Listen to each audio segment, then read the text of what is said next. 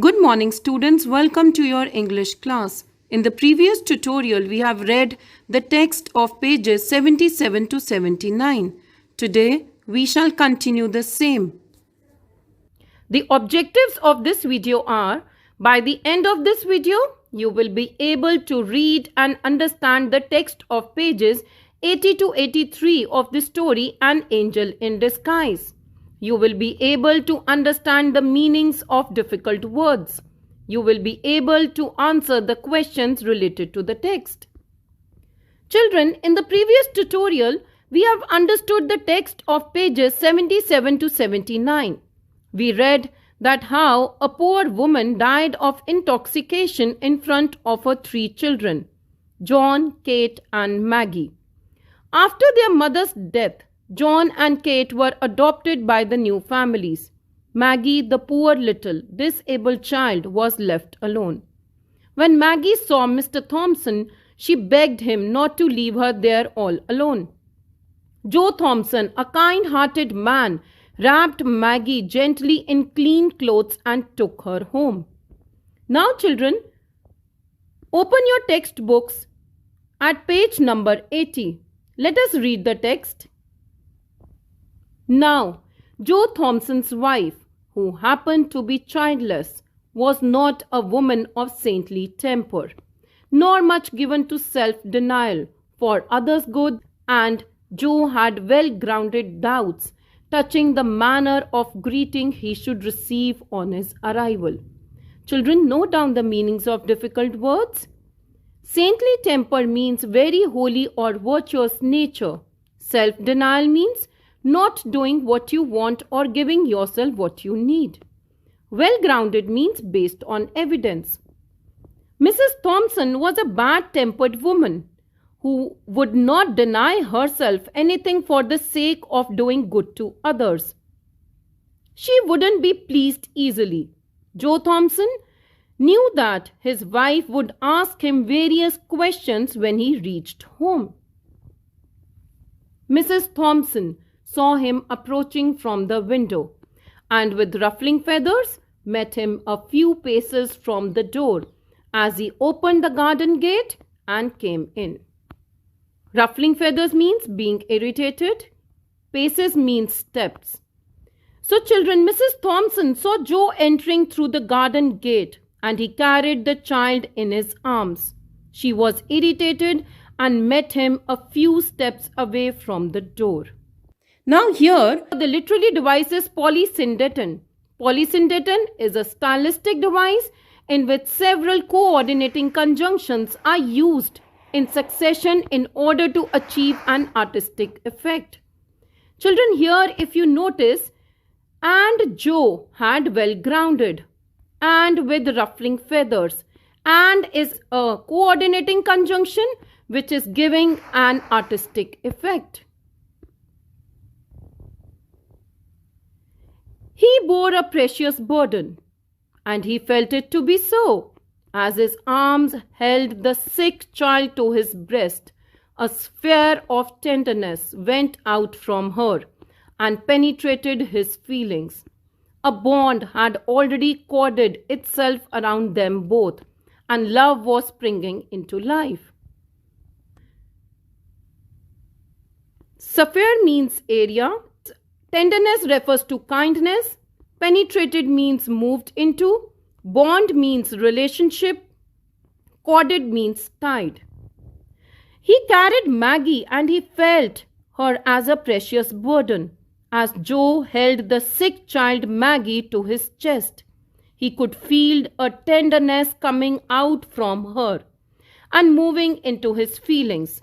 It is described that while Joe carried the child with loving tenderness in his arms, love had already tied them together, and it seemed as if love was coming to life.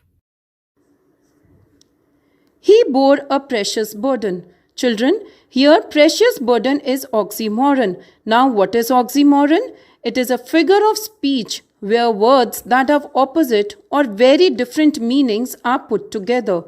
Children, a precious thing cannot be burden, and burden cannot be precious. So, these are opposite words and hence the literary device used here is oxymoron. Children, there is a personification. Now, what is personification? Yes, it is the attribution of a personal nature or human characteristics to something non-human, or the representation of an abstract quality in human form. Now, love was springing into life is a personification. Love cannot spring. What have you there? Sharply questioned Mrs. Thompson. Sharply means rudely. Mrs. Thompson rudely questioned Mr. Joe Thompson who he was carrying. Joe felt the child start and shrink against him. He did not reply, except by a look that was pleading and cautionary that said, "Wait a moment for explanations and be gentle." And passing in, carried Maggie to the small chamber on the first floor and laid her on a bed. Sharply means rudely. Start means jerk. Shrink refers to move back, especially because of fear. Pleading means making an emotional appeal. Cautionary refers to warning. Chamber means room. As Mrs. Thompson spoke bitterly, Joe could feel Maggie getting scared and startled and shrinking against him. Joe did not speak anything, but Mrs. Thompson's queries were quietened by Joe with a warning look that conveyed to the woman that she should wait for the explanation and be kind. He then crossed Mrs. Thompson's way and carried Maggie to a small room on the first floor and laid her on the bed. Then stepping back, he shut the door and stood face to face with his vinegar-tempered wife in the passageway outside. "You haven't brought home that sick brat?" Anger and astonishment were in the tones of Mrs. Joe Thompson. Her face was in a flame. "I think women's hearts are sometimes very hard," said Joe. Usually, Joe Thompson got out of his wife's way or kept rigidly silent and non-combative when she fired up on any subject. It was with some surprise, therefore, that she now encountered a firmly set countenance and a resolute pair of eyes. Vinegar-tempered means ill-tempered. Passageway means corridor. Brat refers to an annoying child. Flame means anger. Rigidly means in a strict way. Non-combative means not ready to fight. Fired up means to become suddenly angry. Encountered, to experience something. Firmly set, fixed set. Countenance, face. Resolute means determined. Now, children, after placing the child on a bed in a room, he refers to, yes, Mr. Joe Thompson, gently shut the door. He came right in front of his ill-tempered wife, who was waiting for him in the corridor outside the room. He was ready to answer all the questions that she had for him. It was clear that Mrs. Thompson had turned rude on Joe's decision of getting the child home. She wanted to confirm if he had permanently brought the sick child home.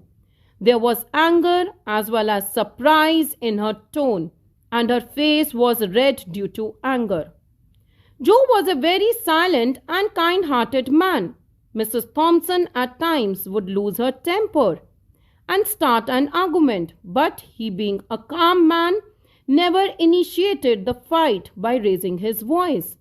Rather, he maintained silence. To soften his wife's anger, he declared that he thinks that women's hearts were sometimes very hard, that it couldn't feel love for a sick child. Since Joe Thompson's behavior was contrary to his regular behavior, Mrs. Thompson was surprised. Today she was experiencing firmly set face and determined pair of eyes. Whose eyes? Yes, Joe Thompson's eyes. Let us continue further. Women's hearts are not half so hard as men's. Joe saw by a quick intuition that his resolute bearing had impressed his wife, and he answered quickly and with real indignation. Be that as it may, every woman at the funeral turned her eyes steadily from the sick child's face, and when the cart went off with her dead mother, hurried away and left her alone in that old hut, with the sun not an hour in the sky. Intuition means the ability to understand something instinctively. Resolute means determined. Bearing means behavior. Indignation refers to feeling of anger. Steadily means calmly and in a controlled way. The sun not an hour refers to morning time. Mrs. Thompson replied the women's hearts are not even half hard as those of men's. To Mr. Thompson's surprise, his wife replied that a woman was a very soft-hearted human being. Joe instinctively realized that his words had started having an impressive effect on Mrs. Thompson. Taking that opportunity, he went on to explain angrily that whatever she said about the women's heart might be right, but no woman present in the funeral even looked at the sick child. She was left alone there in the hut, and everybody left after the dead woman was taken to the burial ground. The sick child Maggie was left alone in the hut right in the morning. Where were John and Kate? Asked Mrs. Thompson. Farmer Jones tossed John into his wagon and drove off.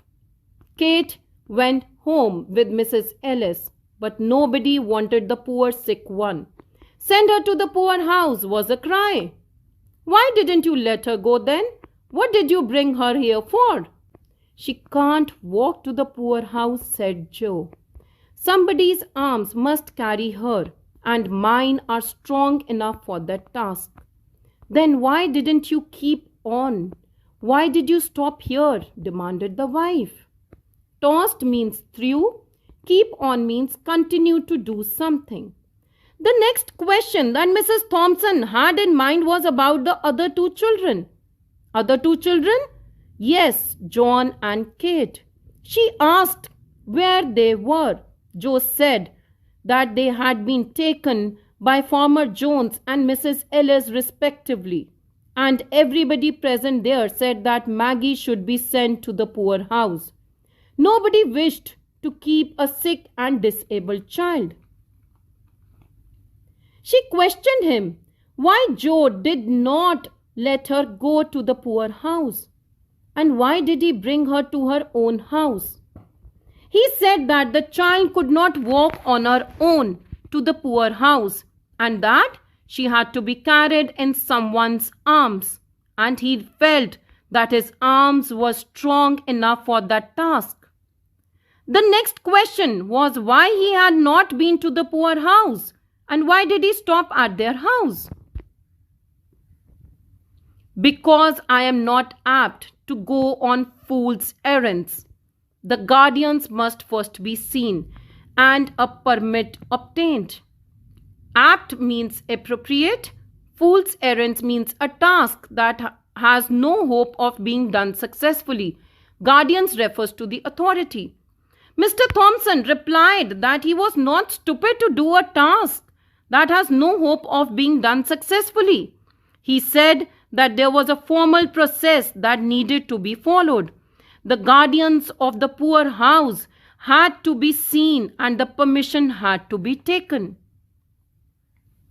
There was no gainsaying this. When will you see the guardians? Was asked with irrepressible impatience. Tomorrow. Why put it off till tomorrow? Go at once for the permit and get the whole thing off of your hands tonight. Gainsaying means no use. Irrepressible means uncontrollable.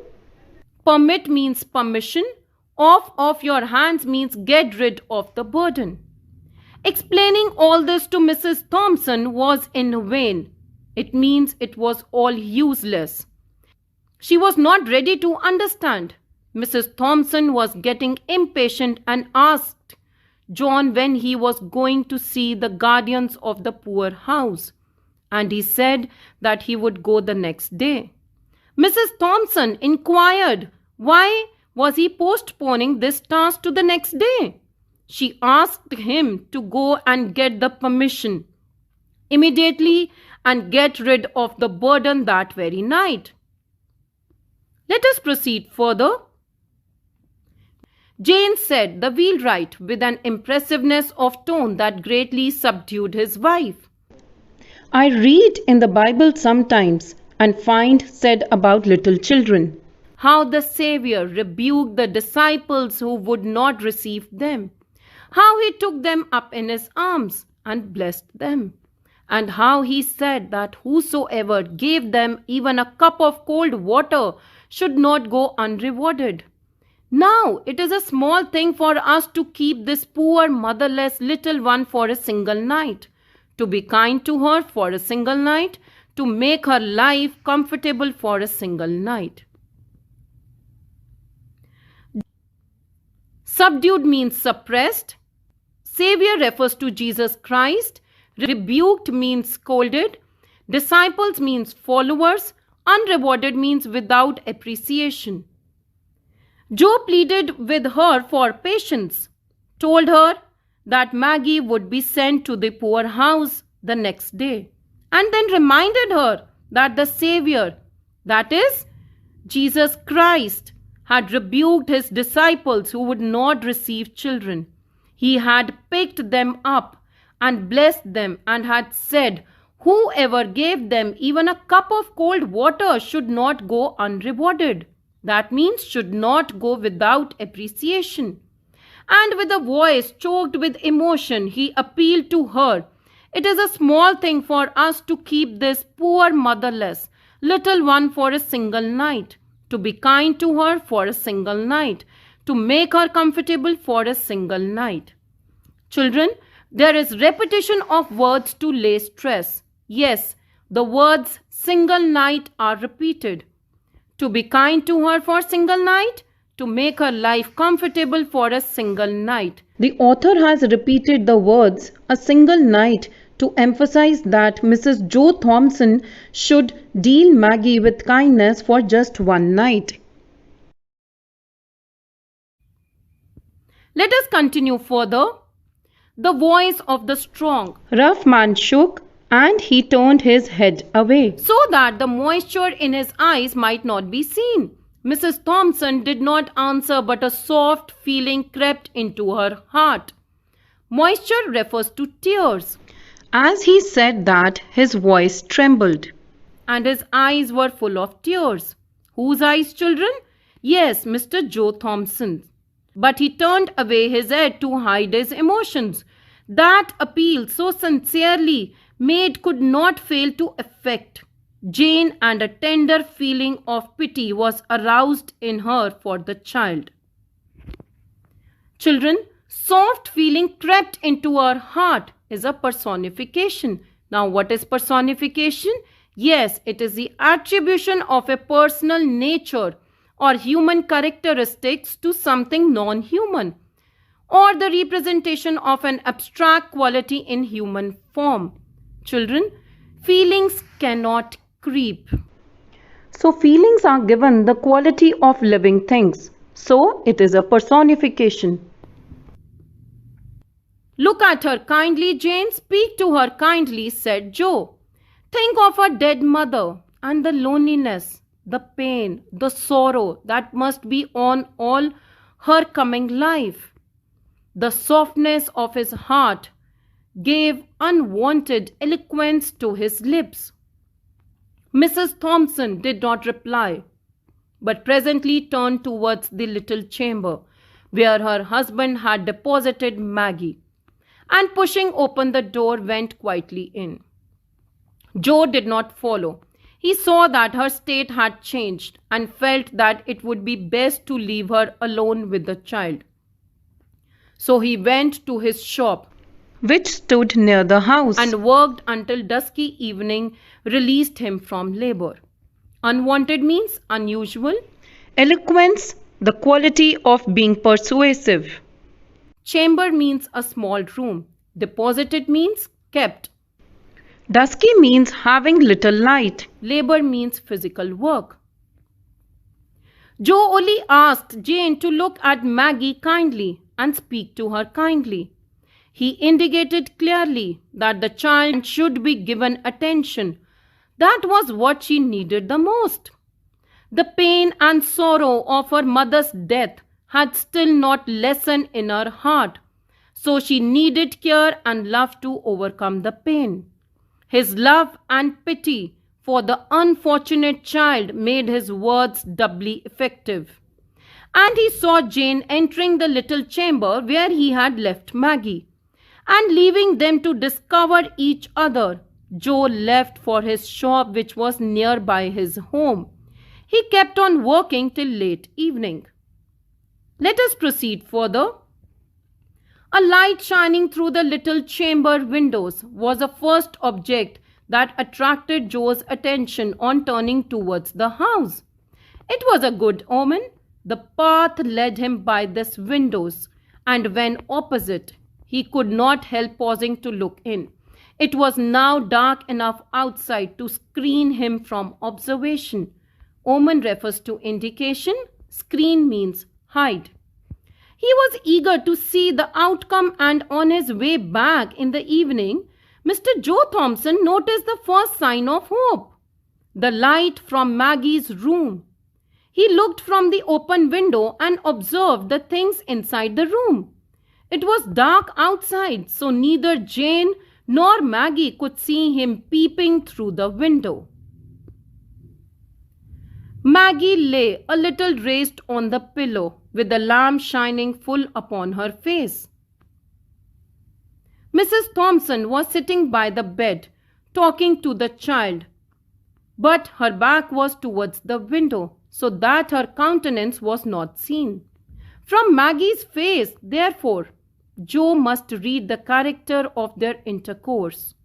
He saw that her eyes were intently fixed upon his wife, that now and then a few words came, as if answers from her lips, that her expression was sad and tender, but he saw nothing of bitterness or pain.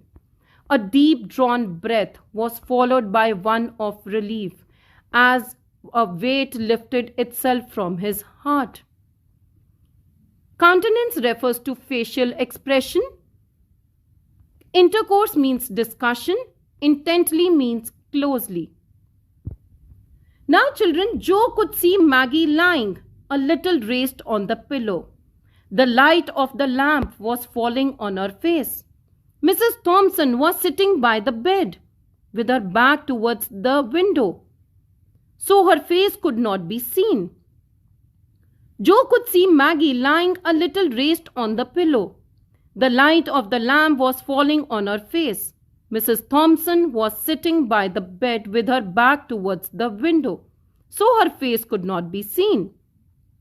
Since his wife's face wasn't visible to him, he had to make out things from Maggie's face. He could see that Maggie looked continuously at Jane and talking to her, expressing her grief. But he could see no signs of bitterness or pain on her face. This meant that Jane spoke to her kindly. Joe felt as if a heavy burden has lifted from his heart, and he took a deep breath of relief. Children, there is personification. Now, what is personification? The attribution of a personal nature or human characteristics to something non-human, or the representation of an abstract quality in human form. A few words came. A few words came is a personification. Children, words cannot come. As a weight lifted itself from his heart is personification.